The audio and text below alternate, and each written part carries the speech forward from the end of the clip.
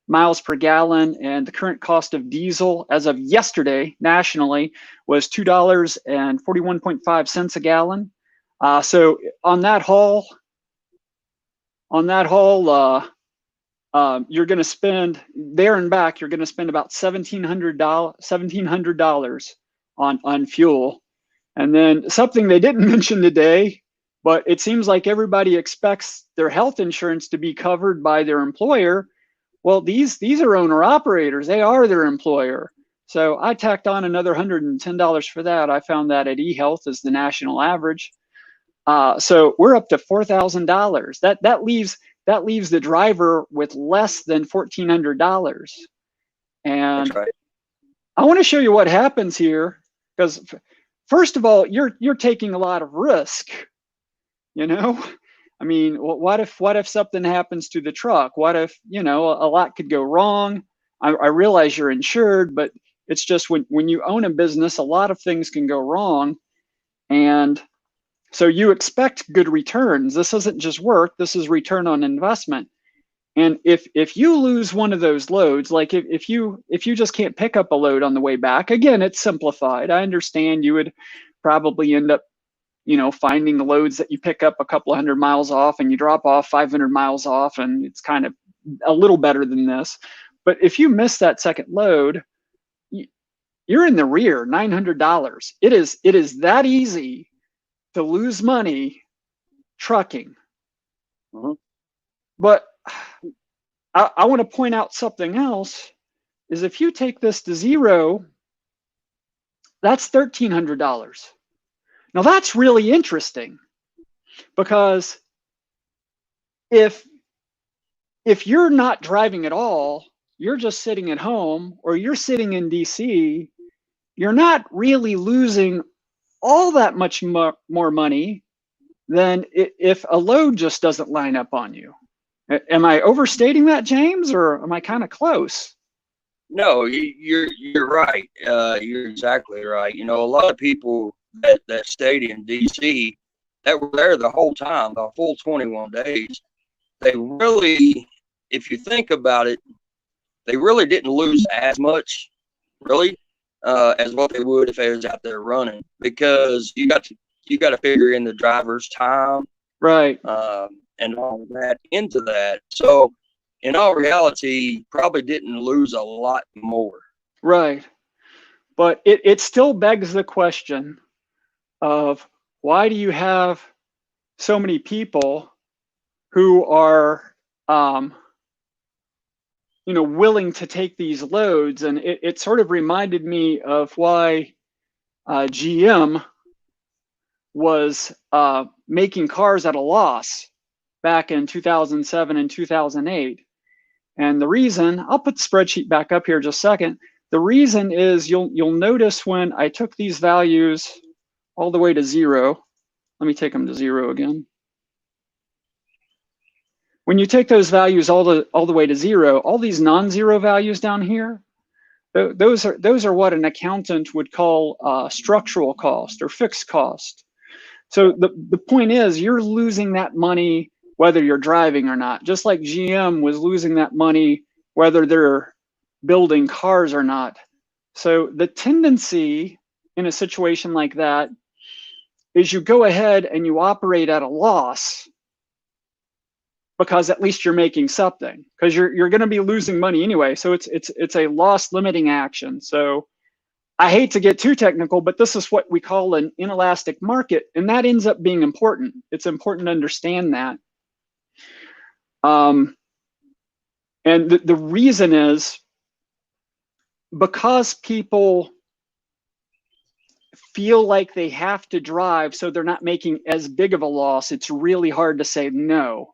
So if you have a few too many drivers in the market, just a few, that price really dips fast, because everybody has to make their truck payment. Yeah. So there's a huge difference between 10 too few drivers in the country and 10 too many drivers in the country. It starts going down fast. And it's not like I discovered this. This is this is a known thing. And I assure the truckers that the people who have been working against them are very aware of this phenomena. It's like an Econ 201 thing. So back to what, because I'm trying to build empathy here, but anytime something like this comes up, people say the government ought to this, the government ought to that, because we want to be compassionate, and we want to help people get out to find another career where they can make a profit, and that's where the punchline really comes in. James, tell us what government's doing to help these poor truckers make their way out of trucking. Well, I'm not going to say that they're really helping a lot. They're just forcing this out. It's pretty much what they're doing. And to think about, let's say, your IT work that you do. If you do that for 30 years, and you have to be pushed out of your job, what else could you do at that point? Well, what's really offensive? Go into a factory and work, because that's not you. Right. And that's just the same way in trucking. What can a truck driver do if he's squeezed so tight by overregulation that pushes him out of a trucking industry? What can he do? I couldn't go work in that factory. What's really offensive is the way they're forcing you out. Is they're not getting truckers out. They're getting truckers in. If you're out there feeling compassionate, here's the thing you need to know. Your tax dollars right now are being spent to subsidize companies who are training new drivers. So if a company goes out there and they sell some young man or woman on the idea of trucking is the greatest industry ever, you're going to make boatloads of money. Look at this, you can make $2,700 each way. Why, that's $5,400. Look at all the money you're going to be making. And that's a week, for somebody your age and background, that's a lot of money. You ought to jump on this. And they don't bother telling them all the downsides. They hide that. And, of course people are interested in this. And what does that company get? That company gets $8,000 to $10,000 from the government per person that they get to come to school for this. Now, I love truckers. I live off stuff truckers bring me every day. We all do. And, here we have government ramming more truckers, subsidizing more truckers coming into an industry that's already saturated with drivers. And the effect of that is because we have a few too many drivers. It's not necessarily an order of magnitude too many drivers, but because we have a few too many drivers, the price just plummets. I mean, it's just the way inelastic markets work. Mm-hmm. And I was really surprised because until James started introducing me to some of his fellow truckers, I had no idea we had plenty of truckers. Because, I watch Bloomberg in the morning while I'm eating. And I'd been hearing for a good half decade, we don't have enough drivers. We don't have enough drivers. We don't have enough drivers. I even, because I realize not everybody watch Bloomberg. It's not maybe the most exciting show. I watch it because they have to be somewhat serious. They don't spin as hard as CNN and people like that, because ultimately if you try to feed people who are after money a load of BS, they just go away. They're interested in money, not spin. So I watch Bloomberg and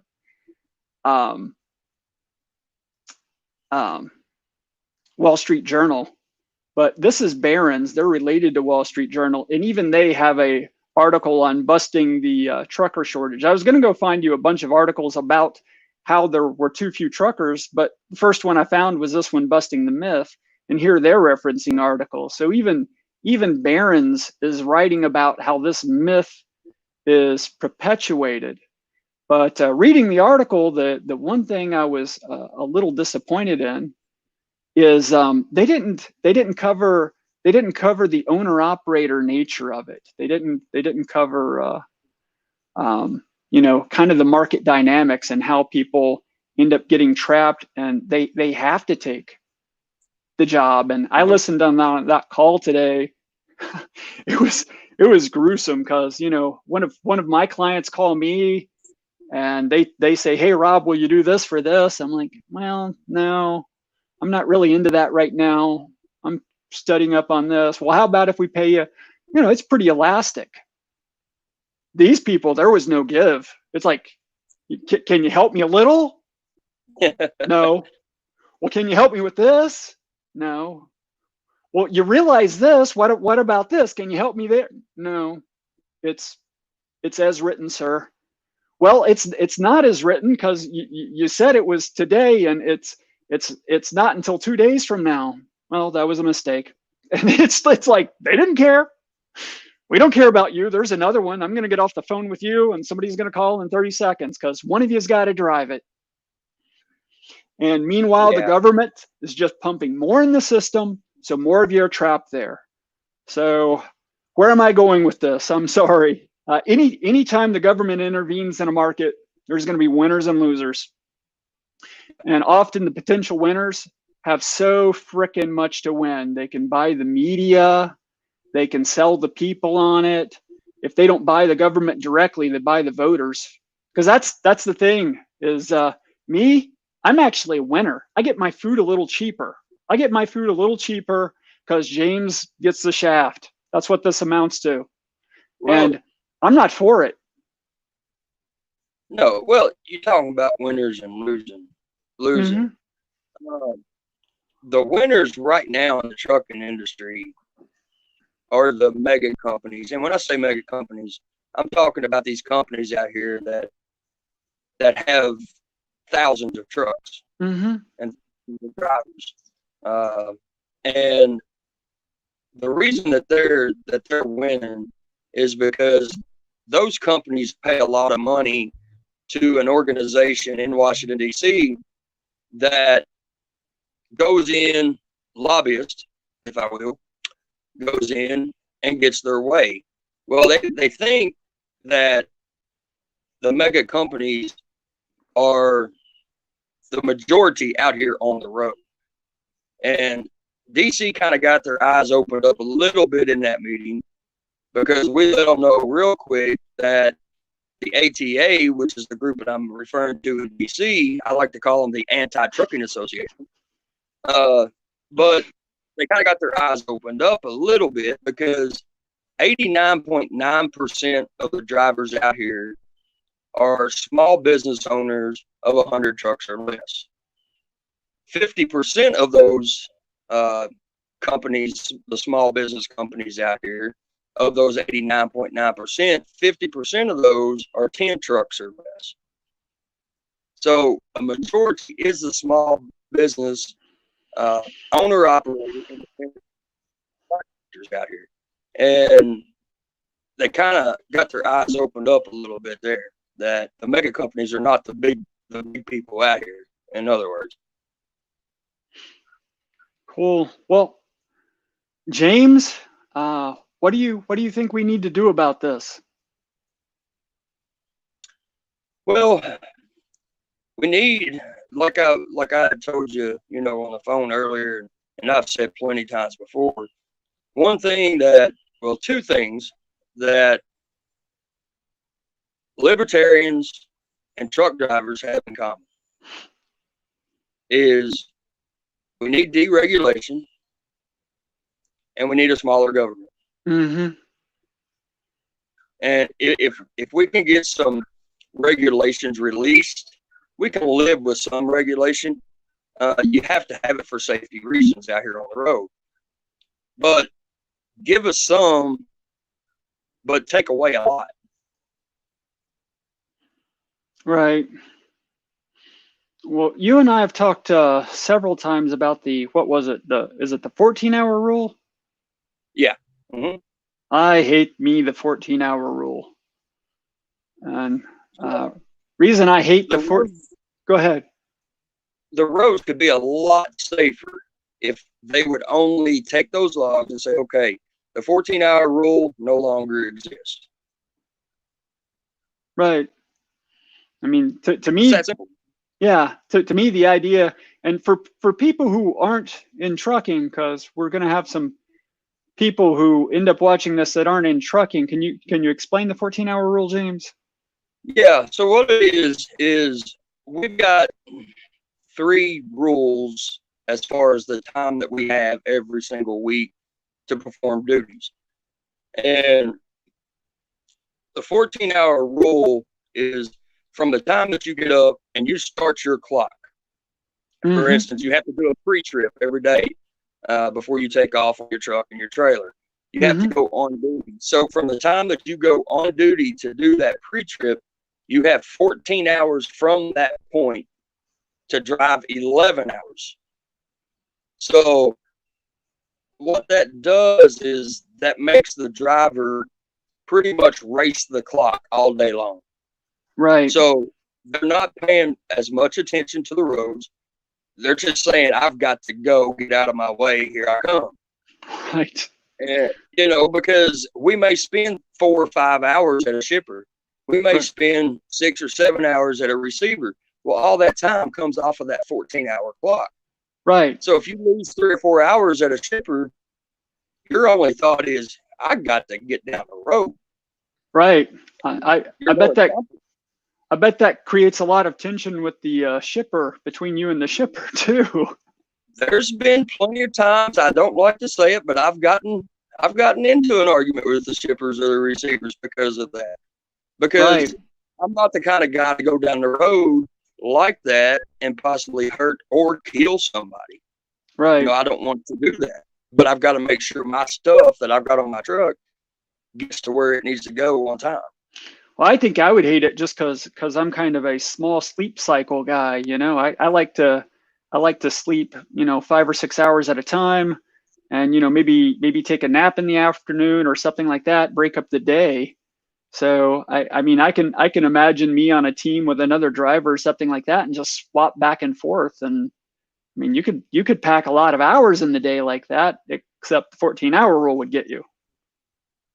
Well, if your teams, it's not as bad because you can run 10 hours, take 10 hours off, because after your day, you have to take a 10-hour break before you can get behind the wheel again.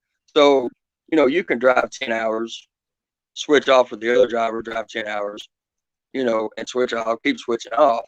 And it works fine. But as a solo driver, that 14-hour rule is just, it's ridiculous. Well, I think 10 hours sounds like a long time to drive solid, but I'm not you guys, so maybe you guys are better at it. Well, we'll drive 600-700 miles a day.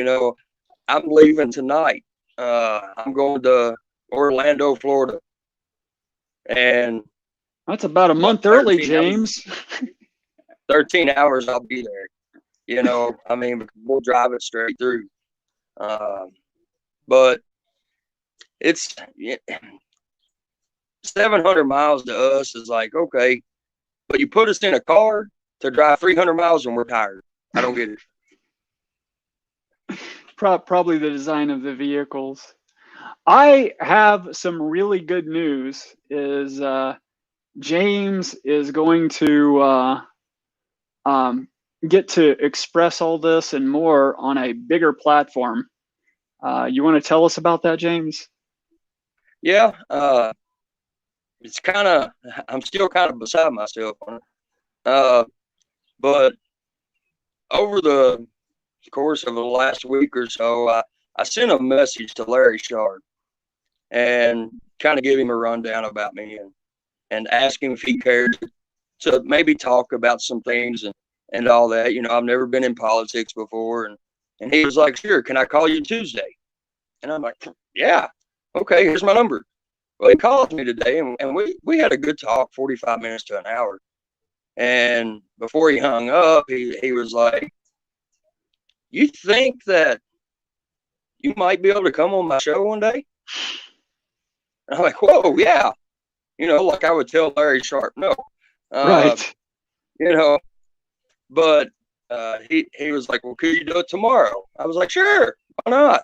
I'll never back down to a challenge. Throw me on a 24-hour period here. So tomorrow at 3 p.m. Eastern time, I'll be on with Larry Sharp. So That's great. I don't have a link to that, but I've thrown in the comments a link to your Facebook page. So if you could, when you get the URL for that, maybe throw it in the comments of this chat so people yep. can see it, and obviously throw it on your Facebook page, which I'm sure you were going to do anyway. Yep. We'll do that. You wanna say anything else about what you're going to do once you're in office? The big thing I'm going to do when I get in office is to be a speaker and to be a worker for the people. Right. And not the government. We as citizens of Kentucky, and for that matter, all over the country, we used to have a voice in government.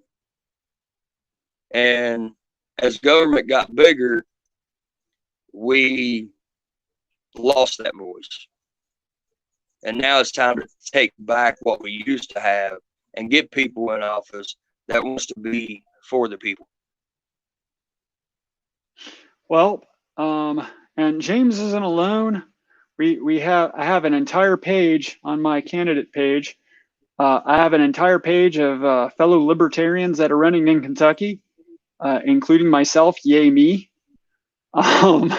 So maybe you're not in James's district. Look around.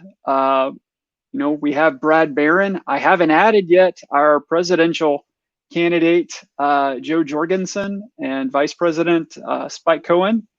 But look around. There's a lot of us running. We come at things from different places in life. We get here by different routes, but we all believe in empowering people. We all believe in less government. And in short, we're not asking you to believe in us so much as we believe in you. And we want to. It's not even we want to be in office, generally speaking. We want people like us in office to empower all of us as individuals, and we're willing to go there. So I do encourage you to look at my candidates page there, see if you can find somebody you can vote for, somebody you can support. If you want, you can even support me, because my campaign does take a little money and kind of push this stuff out on social media a little. So you can donate to me and help in that cause too. You got anything else, James? No, I believe that's it. I look for a lot of people's support, just like, you do yourself and probably the 20 other libertarian candidates that we have here in the state this year. But you can go to my Facebook page, that James Toller for Kentucky 78th. And you can donate there, or you can just simply text KYFREEDOM to 22525, and that anything helps. I don't turn down a penny. So excellent. So tomorrow night we are going to have Randall Daniel on, and for those who don't know, Randall is the District 2 chair. He's also running for office, and he gained a little national attention with the Libertarian Party for his efficacy and outreach. And he's going to be talking to us tomorrow about what we need to be doing to be growing the party. So if you're a hardcore libertarian that wants to know how you can come into action and be effective and actually be part of the party and grow the party and build a better support network for when people like me and James or even Joe Jorgensen are running, tomorrow's your night. Come meet Randall. All right. Have a good night, everybody. Thank you for joining.